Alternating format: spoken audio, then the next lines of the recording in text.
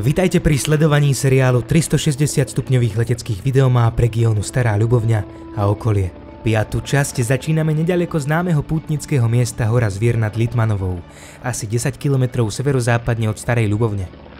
Preletíme ponad Pieniny a jednu z najkrajších a najnavštevovanejších častí našej krajiny, prielom Dunajca. Nachádzame sa v slovensko-poľskom pohraničí a trasou nášho letu kopírujeme štátnu hranicu. Na ľavej strane máme Slovenskú republiku a na pravej strane územie Poľskej republiky. Letíme nad hraničným pohorím Pieniny. Z geologického hľadiska sú Pieniny súčasťou bradlového pásma na rozhraní vonkajších a vnútorných Karpát. Bradlové pásma sa vyznačujú aj mnohými zaujímavými skalnými útvarmi a Pieniny nie sú výnimkou. Viaceré z nich počas nášho letu uvidíme. Bežným turistom sú dobre známe časti Pienin okolo Dunajca, no málo kto pozná aj časť Pienin nachádzajúcu sa vpravo pred nami. Nazýva sa Malé Pieniny a ukrýva malebné zákutia, väčšinou ušetrené od davov turistov, na rozdiel od rušnejších miest v poľskej časti Pienin či v prielome Dunajca. Pod pravým krídlom vidíme aj najvyšší vrch celých Pienin, Vysoké Skalky.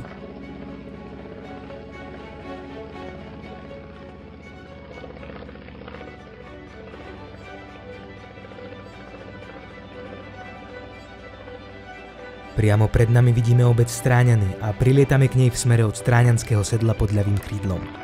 Zreteľne vidíme aj turistický chodník vedúci zo sedla priamo na Vysoké Skalky vpravo. Zo sedla na druhú stranu smerom do Spišskej Magury vedie turistický chodník aj na Veterný vrch, ktorý vidíme v diaľke pod ľavým krídlom.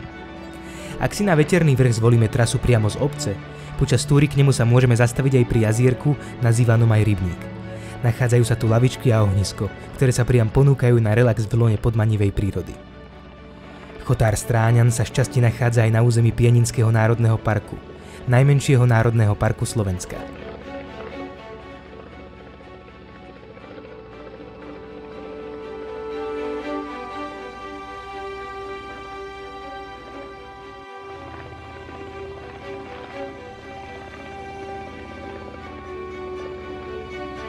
Letíme nad dolinou potoka Lipník napomedzi Spišskej Magury naľavo a Pienin napravo. Priamo pred nimi sa rozlieha obec Veľký Lipník. Počiatky obce siahajú do druhej polovice 13. storočia a jej obyvatelia sa živili roľníctvom či pastierstvom. Pastierské tradície symbolizuje aj erb obce. Vľavo pod nami vidíme grécko-katolícky klenot Veľkého Lipníka, chrám svätého Michala Archaniela. V obci s takmer 1000 obyvateľov tiež sídli základná škola s materskou školou, zdravotné stredisko či pošta a matričný úrad. Prelietame ponad hlavný hrebeň Pienin a vpravo pod nami máme Lesnické sedlo. Je to jedno z najlepších východísk na spoznávanie krás Pienin. Zároveň sa z neho pri troche šťastia naskytá ikonický pohľad na Tatry pomedzi všeliako zvlnenú krajinu pod chvíľou preťatú bradlami Tri koruny, Holica či Rabštín. Vpravo nad Lesnickým sedlom sa týči vrch Šľachovky, ďalší z vrcholov Malých Pienin oplývajúci dýchberúcimi a neopozeranými výhľadmi.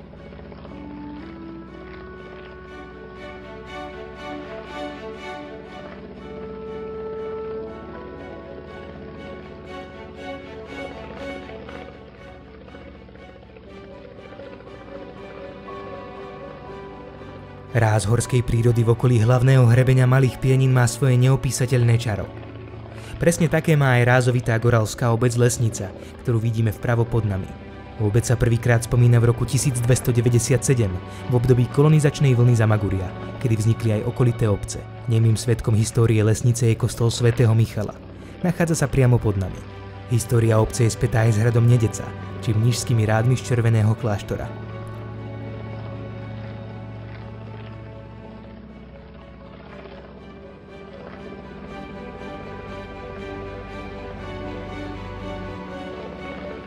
Blížime sa k hlavnej tepne a srdcu Pienin. Dunajec a jeho prielom pomedzi strmé bradlá už zreteľne vidíme priamo pred nami.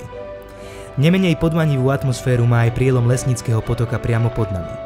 Pri jeho ústí do Dunajca sa nachádza aj prístavisko Pltí, ako konečná plavby na pltiach na slovenskom úseku rieky. Ďalej vpravo už Dunajec putuje poľskou krajinou. Náš let však stáčame doľava nad prielom Dunajca. Úchvatné scenérie prielomu Dunajca najlepšie užijete priamo z hladiny rieky počas obľúbeného splavu na pltiach. Keď je impozantné prírodné divadlo doplnené pútavými historkami pltníkov, ide skutočne o nezabudnutelný zážitok. V Vpravo vidíme aj známe vyhliadkové vrcholy Sokolica a Tri Koruny. Z výšky niekoľkých stoviek metrov nad dnom prielomu sú výhľady ešte veľkolepejšie. Samozrejme, po brehu kľukatiaceho sa Dunajca vedie náučný chodník, cyklotrasa a v zime aj lyžiarska trasa.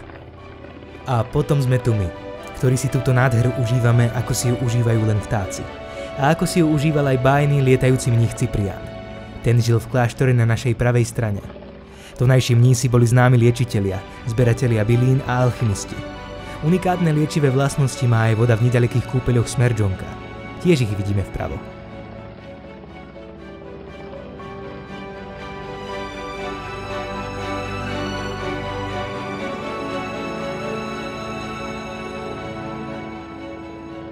Prilietame nad ďalšiu goralskú obec Haligovce.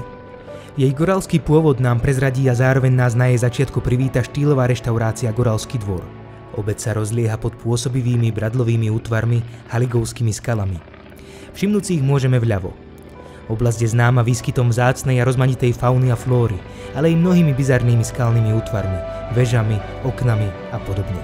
Jednou z najzaujímavejších tunajších krás je jaskyňa Aksamitka.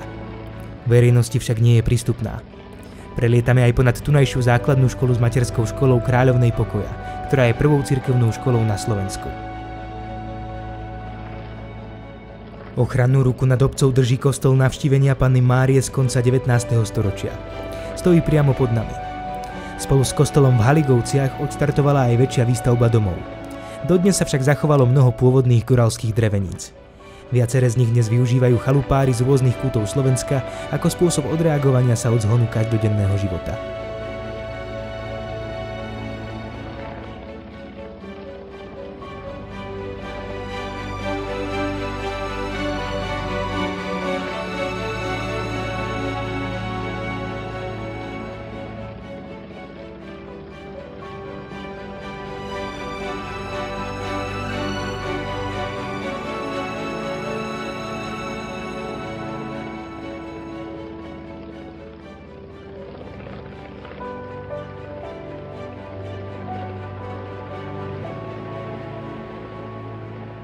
Dlhým údolím Lesnianského potoka letíme do objatia veľkých a rozľahlých lesov Spišskej Magury.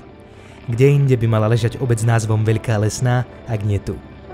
Prvý písomný doklad o obci pochádza z roku 1338, no nepriamo je doložená už o storočie skôr ako Richwald.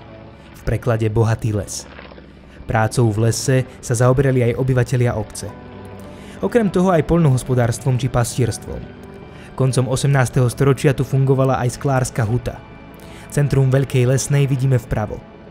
Vzácnou stavbou je ranogotický kostol svätého Jána Krstiteľa z prvej polovice 14. storočia. Patron kostola sa dostal aj do obecného erbu.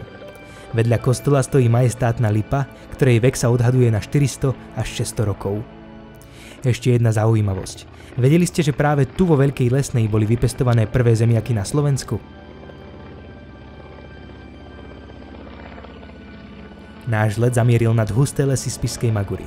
Obráťme náš zrak pod ľavé krídlo a uvidíme už spomínaný Veterný vrch. Je to najvyšší vrch tejto časti pohoria. Naskytá sa z neho fenomenálny výhľad, pretože na rozdiel od ostatných vrchov nie je zalesnený. V ohlušujúcom tichu tejto nepoznanej časti Spišskej Magury 5. epizódu poznávania krás okolia Starej Ľubovne končíme.